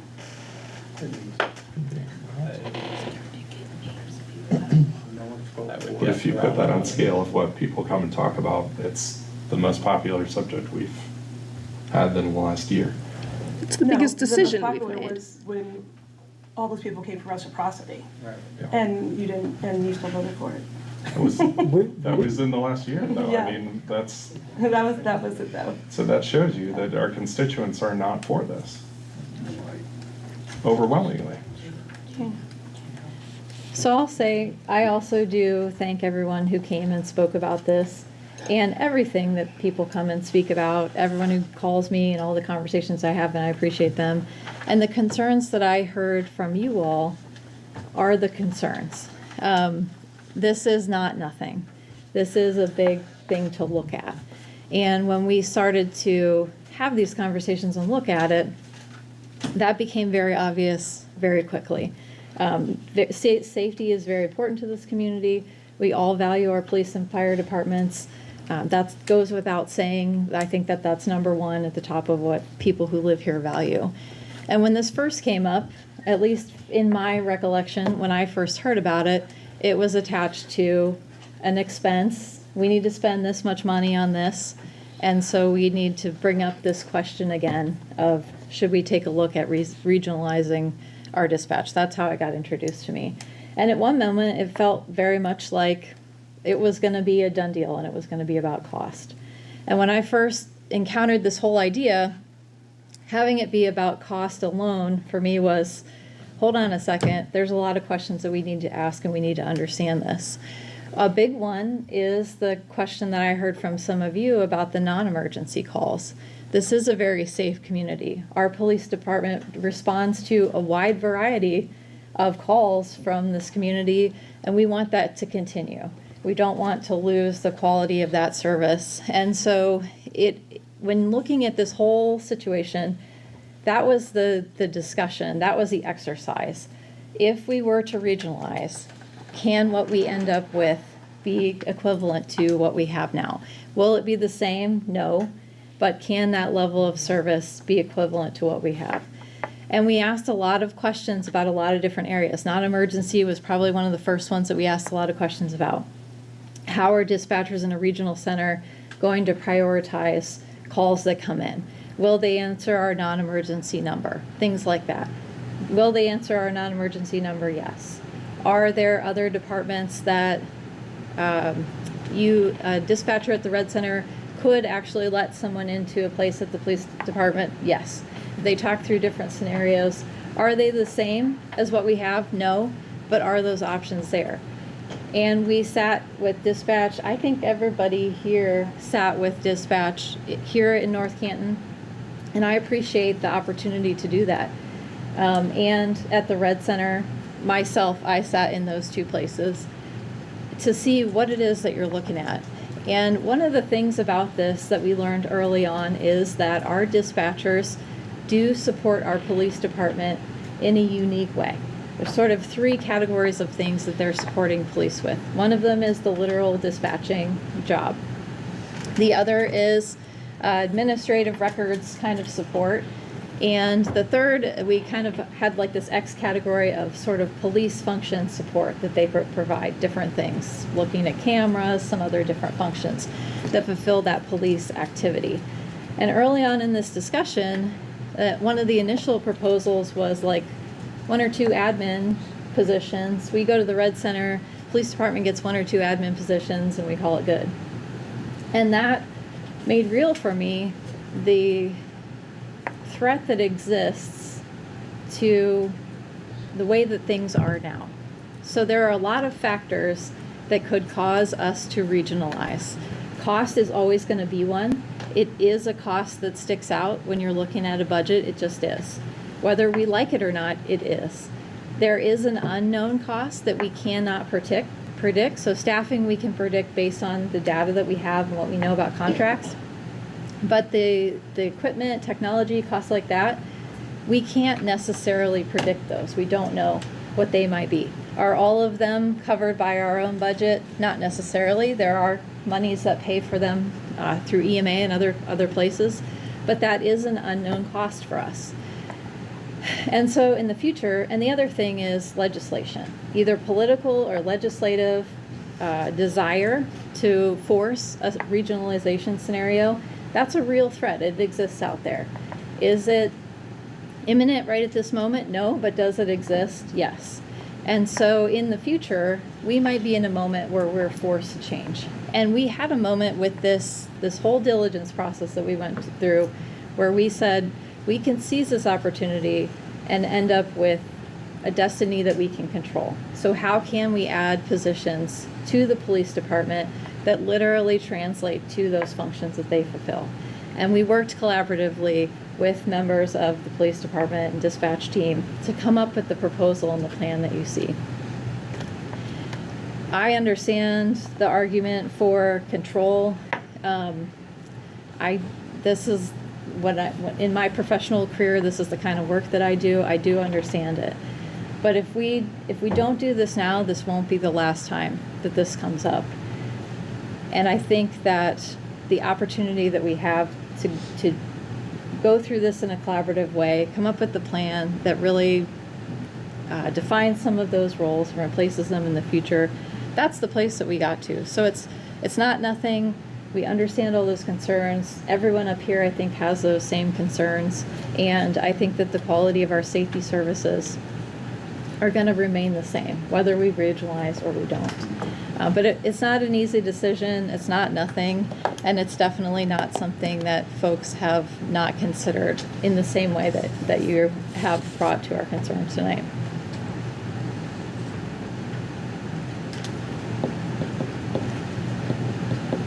Just one thought, and thank you for kind of spelling that out again, and taking the lead and doing a lot of work on this. You know, I think each day, and I guess maybe this was the point that I was trying to make, even though you got an alliance, but I can still use that, is every day I go to a lot of different areas. I pull out of my allotment, I'm in Plain, I'm in Canton City. When I had kids, they went to Glen Oak, they didn't go to North Canton. So I hope that when they were on the ball fields in Plain Township, and if I was to call 911 or Plain Township, that they would react just as quickly. We all have to expect that no matter where we go on any given day, that the expectation is so similar with dispatch, that our safety isn't being jeopardized when I go into Jackson or Nimishillen or East Canton. And in my heart, I believe that it's not jeopardized. I don't think about, oh, I hope that they have the street right. I know that they have the street right. Our citizens wouldn't tolerate it. There's no way that Jackson residents or Masson residents or East Canton or the sheriff wouldn't respond in the same manner as our dispatch. And for every reason that our North Canton residents so treasure and value that service, I believe that we will have that because our community as a whole, our community of Stark County, Northeast Ohio, would never let that fall. We have too many people that are coming in and out of our community on a daily basis that have to have the kind of service that we expect and that we're getting. And I know that that will continue if we do this. We have to believe that. That's our hope every single day, that when we leave our house, that we get that service.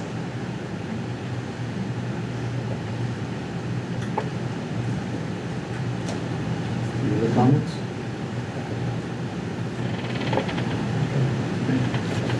Make a motion to adopt the second reading of ordinance 60/2024. Second. All in favor? Aye. No? No. No. Could we have a roll call vote? Yeah. Member Wire? Yes. Member Owens? Yes. Member Cleister? No. Member Stoya? No. Member Warren? Yes. Member Matheny? Yes. Member Orr? No. With a vote of 4 to 3, motion carries. Thank you.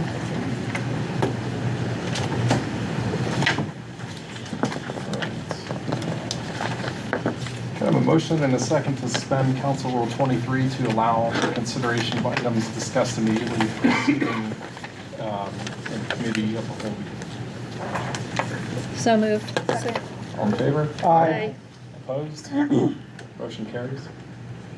Liam, would you please read the title of Resolution 63-2024? A resolution authorizing the mayor of the city of North Canton, upon city council approval, to post a request for proposals for providing legal services to the city of North Canton and declaring the same to be an emergency. Okay, first talk about this in committee. This is requesting that the administration sends out a request for proposal for legal services, to see where we're at, where we could be, and what our options are. Questions? I'll make a motion that we adopt the first reading of Resolution 63-2024. Second? All in favor? Aye. Opposed? Motion carries. I'll make the motion to suspend the rules of council requiring 3 readings. Second? All in favor? Aye. Opposed? Motion carries. And I'll make the motion to adopt Resolution 63-2024 under suspension of the rules. Second. All in favor? Aye. Opposed? Motion carries. Liam, would you please read the title of Resolution 64-2024? A resolution determining to proceed with submitting to the electors of the city the question of the issuance of bonds in the aggregate principal amount of $16 million for the purpose of constructing, furnishing, equipping, and otherwise improving a new fire station, and clearing, improving, and equipping the site thereof pursuant to Section 133.18 of the Ohio Revised Code, and declaring the same to be an emergency. So this is putting on the ballot in November, the bond issue, fire EMS building. $16 million over 25 years. Any other comments, questions? Frank, can you turn the air out before I speak? It's freaking us out again. I'll make a motion to adopt the first reading of Resolution 64-2024. Second.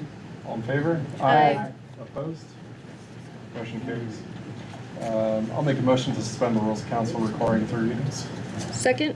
All in favor? Aye. Opposed? Motion carries. Thanks, Frank. And I'll make a motion to adopt Resolution 64-2024 under suspension of the rules. Second. All in favor? Aye. Aye. Opposed? Motion carries. And then we will have the special, it's ordinance 65. Okay, it's 65. Yep. Do you want to read that? Yeah, I'll go ahead. All right. Liam, would you please read the title of Resolution 65-2024? An ordinance authorizing the mayor of the city of North Canton to enter into an agreement with the Stark County Commissioners for the use of community development block grant funds on the Woodrow Street / Lois Avenue neighborhood waterline replacement project, and declaring the same to be an emergency. Jamie? All right, well, we just talked about this at the previous meeting. It's a CDBG program grant for $499,950, so. Isn't that a club in New York or something? It very well could be, so. I can't imagine we're gonna object to this, so I guess I will make the motion that we pass this. Second. All right. All in favor? Aye. Opposed? Motion carries. And I'll make the motion to suspend the rules of council requiring 3 readings. Second. All in favor? Aye. Opposed? Motion carries. And I'll make the motion to adopt Resolution 65-2024 under suspension of the rules. Second. All in favor? Aye. Opposed? Motion carries. Okay. And did we have anybody sign up? Not for the general, no. Second, okay, so. Yep, let's go to department reports. Start with, Catherine's gone. Let's go with the mayor. Well, just a couple housekeeping things. First of all, mosquito fogging is going to start this week, okay, weather permitting. Of course, something special though that is coming up is we have a signature business in the city of North Canton. It's Bisley's Restaurant. And Bisley's is celebrating their 50th anniversary of being in business. And I'll be there on July the 11th at 3 o'clock for a proclamation recognizing their service to our community as being a part of our fabric. And if you're out for lunch that day, before 2 o'clock, if you want to stop by Bisley's restaurants and say hi to Bill and Christine and Maria and the family, please do so. But we'll be recognizing them for their 50 years. Some of you may not remember it, but it was once Jack Frost, some of us old timers, ice cream parlor, and before that also it was Ernie's Bike Shop was also in that location too at one time, if we remember that. So if that, just for some housekeeping things. You know, in tonight's discussions, at times this is a very emotional issue, and at other times it's a sustainability issue, how we maintain our dispatching services. I appreciate the public coming forward because I think that plays right into July 4th. We have a government that people have an opportunity to speak, be a part of. We have our liberties and our freedoms to share our thoughts and beliefs, but I appreciate the civility that was shown tonight. As I said at the very, very beginning, the employees that worked for us in our dispatching center were paramount for me.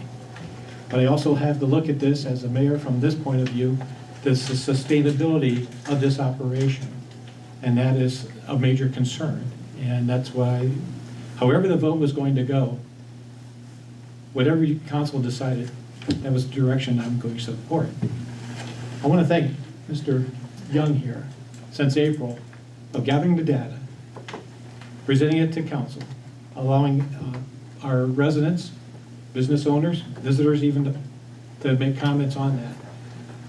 He's done a yeoman's work in trying to research this and coordinate all our visits to all communication centers for us to debate this thing, but it had to come to an end tonight, and your vote has dictated which direction you would like administration to go on behalf of City Council. We have another vote. Yeah, we still have third reading. Okay, all right. That's true, excuse me. We have one more vote on the 15th, correct?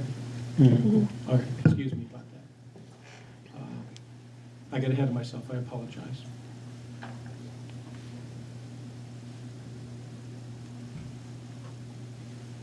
I know there's a human element involved here, okay? But we have had our dispatchers on edge for months. So whatever decision you make the decision on the 15th. Second, the feeling of being on edge. So whatever that decision is, it's time for us to go forward, because for me on my plate, it's what's next. What's next are we going to do for the benefit of our city and for our citizens? We don't stop here, we got to move forward. There's a number of things that we need to do to take care of us for public safety, but also operations and sustainability of our economy and for our city. So just put my emotion out there a little bit on that too. Don't think that I do not care about our employees. I worked in that department for 36 years.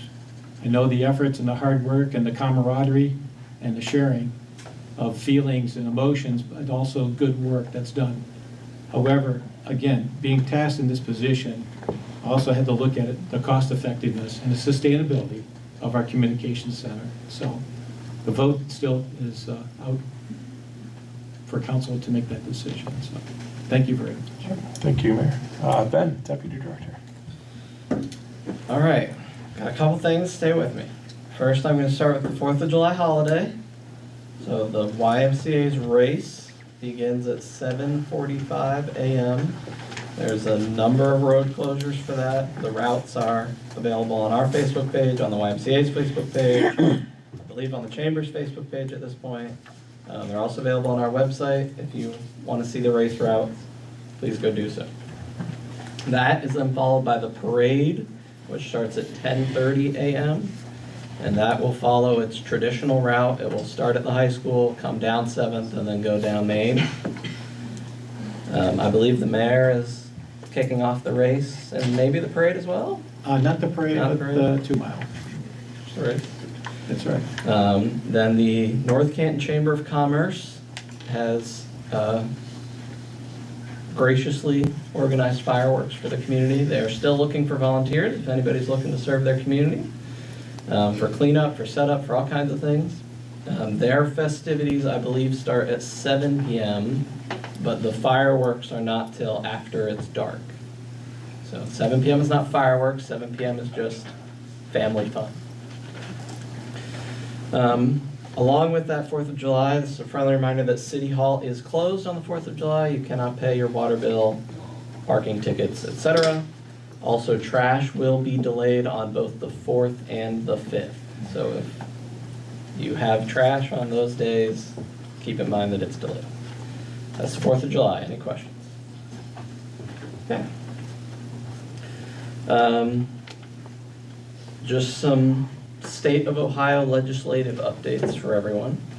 So there was a House bill recently that was targeted more at villages. You might have heard it in the news called the Village Dissolution Bill. But it does also have important notes for us. So in that bill, the state of Ohio changed what is classified as a required service. So municipalities in the state of Ohio must provide these services or lose their charter. So it went up from 7 to 9. So the 9 services now are water, which we provide directly, sewer, which we provide through cooperation with Stark County and the city of Canton. We don't provide it directly. Trash, which we contract with Kimball, we don't provide directly. Fire EMS, we provide both of those direct. EMS is one of the new ones. Previously, EMS was not a required service. Police, library, we're lucky to have our own municipal library district. Health and Human Services, we're a member of Stark Metropolitan Health District. And then street and road tape. So just an update for you all there. And then secondly, you all may remember when you first started, I made you sign a sheet of paper that said you are aware that the Auditor of State has a fraud reporting system, and if you see fraud, you will report fraud. They changed the rules on that. All public employees, no longer do you just have to acknowledge fraud reporting. All of us, including the 8 of you elected officials, have to take a 1-hour fraud prevention training at least once every 4 years. Because this is my moment where you're all in the room together, Kelly's going to be sending an email and you have until July 31st. To respond or to take? To take the course. So that's from the state. Then for the community, one of our members of our Zoning and Building Standards Board of Appeals has tendered his resignation. He has purchased a home outside the city and is moving away and is therefore ineligible. Tomorrow, we will be posting an application on our Facebook page and our website for any community members who may be interested in volunteering to serve the remainder of that unexpired term. I believe there are 2 years left in that term. On the topic of filling positions, we posted for the economic development position this morning that you all discussed. Again, that position will be managing some of our grants and incentive programs. They will be applying for grants on behalf of the city, which we'll get to in just a moment here. They will be attempting to do some sort of community relations program for us to not only attract businesses, but retain the businesses we have. You might remember in the master plan, we have the resident survey every 2 years, and part of the master plan is to start doing a business survey on the alternate years of that. So that's one of the things they'll be in charge of getting going. So that'll be up for 2 weeks. If anybody out there is interested in working for the city of North Canton, feel free to apply. And then on the topic of grants, we own approximately 20 acres of property up near Stratavon on both the north and south side. That property has some mines, abandoned shallow coal mines underneath it. The state of Ohio just announced a grant program, it's called AMLR, to remediate those mines in order to prepare vacant property like this for future development. The deadline to submit a letter of intent to apply, so not the actual application, just intent to apply, is July 21st.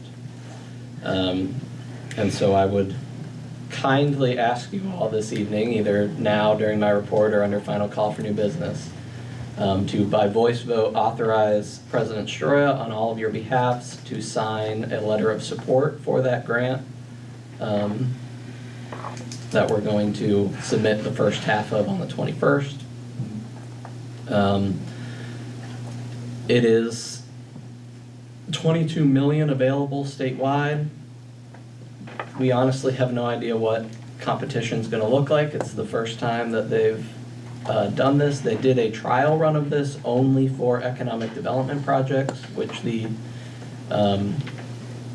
so not only did you have to remediate the mines, you had to have something ready to be built on top.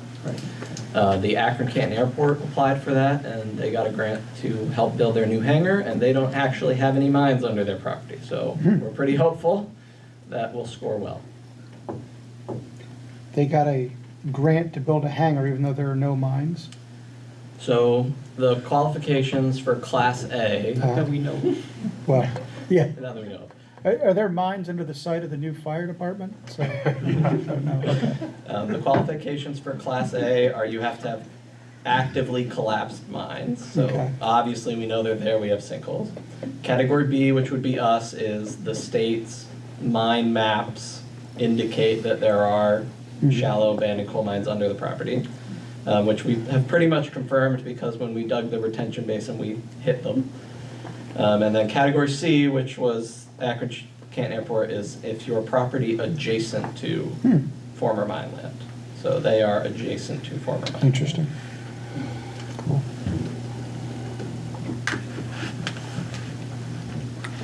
That's all I got. All right, you want to do the voice vote now? Sure. Yeah. Do you want to read the legislation?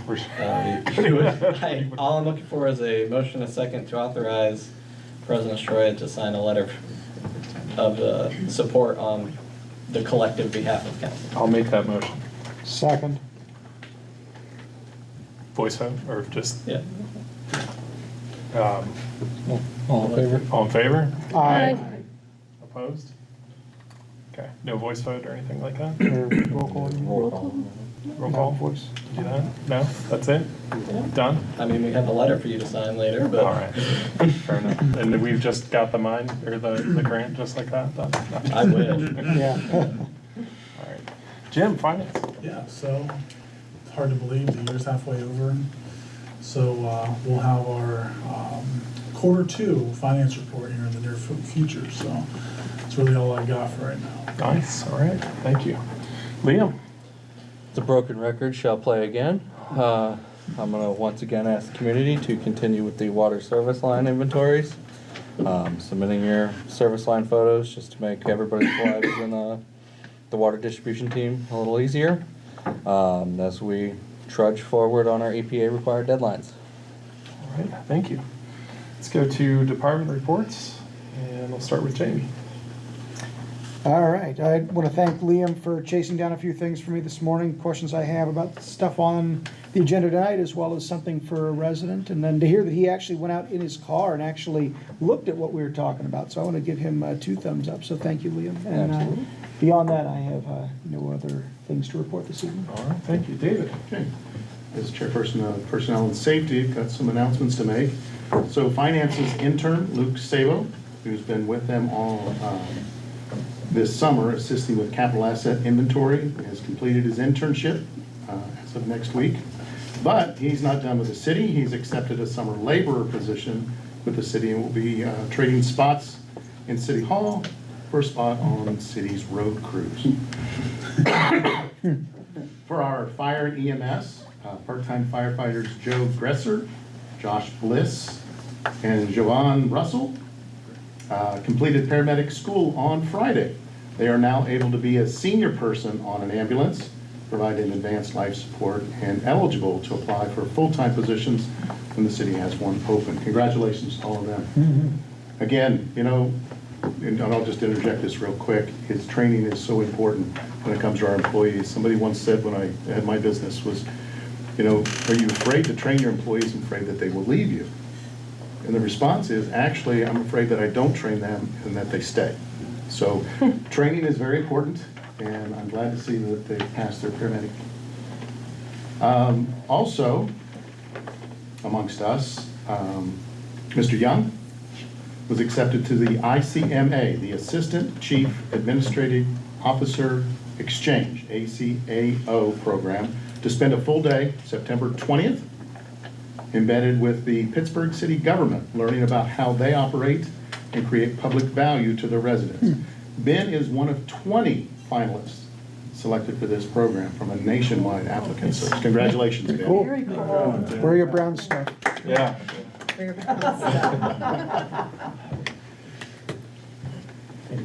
right, Mr. President, that is what I have. Thank you. All right, Melissa. No report. Okay, John. All right, first thing, I'd like to thank everyone who came and spoke. I listened. I've been taking a lot of calls.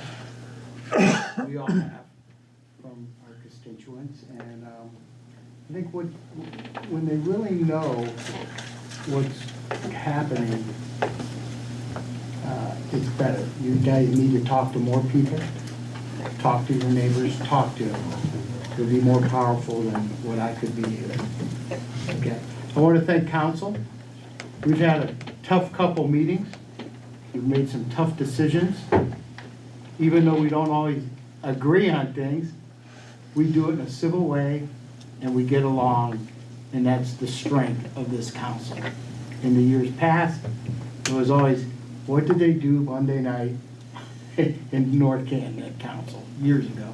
We're not like that. We're better, we've talked things out, and we go from there. We don't have to be unanimous to be successful. That's my report. All right, thank you. Stephanie. No report. Christina. No report. All right. I can't not say anything. No, I just want to thank all of you for coming and speaking. It is an emotional topic. And I appreciate everybody's civility and everything. I was going to say the number of days till Christmas, but we're halfway through the year, so I won't do that. Final call for new business? Okay, seeing none, moving on. Okay, so the meeting calendar coming up, we will have no meeting on the 8th, but do we need to correct this now, or you'll correct that with paperwork? Our goal is to have a more comprehensive meeting We on. could either correct it with 15th. paperwork, or the mayor could state for the record right now that he's rescinding his call for a meeting, and you all could vote to set up your own meeting, whichever way you prefer. Either way. Would you like me to rescind that? Go for it. I so therefore rescind the special council meeting to discuss ordinance 60-2024 that was scheduled for July the 15th. Okay. And I'll turn it over to council to assist in another special meeting for June the 15th. July the 15th. Excuse me, July 15th, I'm sorry, July 15th. All right, so I'll make a motion to add a regular council meeting for July 15th. Just a regular. Yeah. It would be regular council, not a special? No. Okay. It's not special? Yeah, that's up to all of you if you You want can do the special to only talk about dispatch and Yeah, the. so we want to have both, though. We want to talk about. Yeah, you can do that. special for two It's just you have to set that agenda and then nothing else can be Where added. is it? No So we would- consideration, no. You would want a motion and a second to set a special council meeting on July 15th at 7 PM to discuss ordinance 6024 and resolution 5224. Okay, I'll make that motion. Second? Do you want to add something to We it? or- just can't have a Not regular telling you. council meeting. Oh, okay. All in favor? Aye? Aye. Opposed? Motion carries. Okay, I'm gonna, what's that? Oh, okay, I'll make a motion to request oh no, this is different, okay. I'll make a motion to request a special council meeting on August 19th, immediately following the committee of the whole, to discuss the tax budget ahead of the August 20th filing deadline. Need a second for that. Second. All in favor? Aye. Opposed? Motion carries. And into executive session. Okay, I'm going to make a motion to enter into an executive session for the purpose of preparing for union negotiations as permitted by ORC 121.22G4. All right. We need a roll call vote. Yes, please. You need a second vote. Yeah. Second. Now, do we have a roll call? Okay. vote? Member Wyrick? Yes. Member Owens? Yes. Member Cleister? Yes. Member Shroya? Yes. Member Warren? Yes. Member Thiene? Yes. Member Orr? Yes. 7 in favor, 0 opposed. Okay. At this time, council is in executive session. Let the record reflect council will be joined by the mayor, deputy director of administration, deputy director of finance, clerk of council, and the fire and police chiefs. Fire and assistant fire chief. Do you have that article you're talking about, was it worth the list? Do you have it handy? If you do, you send it Oh, to I me? can email. Appreciate it. Yeah. Yep, the same thing there, big city, similar size. Okay, well, yeah. Yeah, appreciate what you had to say, thanks for It's always pretty. I will say that Ben is not correct about the ball field thing, because yes, you have to know what city you're in. Right. But when you have to know where the ball field is in North Canton. Right. Our dispatchers know where that is. The dispatchers that work outside of that do not know where that is. So it's frustrating to not be able to respond, especially because I'm meeting with him over this process, and I've asked him questions, which he was asked tonight and does not know the answer to. So like about the, Thank you. Thank you. You're welcome. you know, I've asked him about the turnover rate at the Red Center. Right. And he was asked that tonight. I asked him that a week ago. He hasn't figured it out.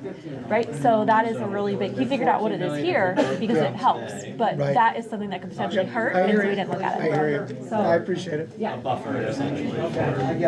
Because assuming this passes and when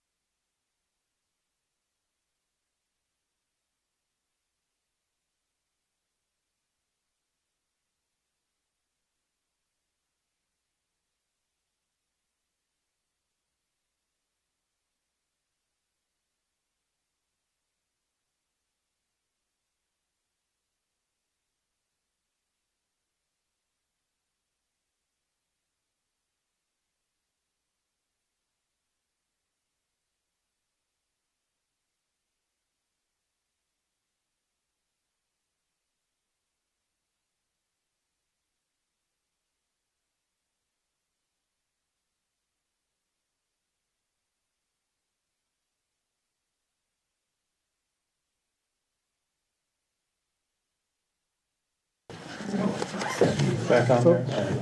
She left. I'm gonna make a motion to adjourn from executive session. Second. All in favor? Aye. Opposed? Let the record reflect no action was taken. Also, for the record, Member Warren had to leave before executive session. And I'll make a motion to adjourn. Second. All in favor? Aye. Opposed?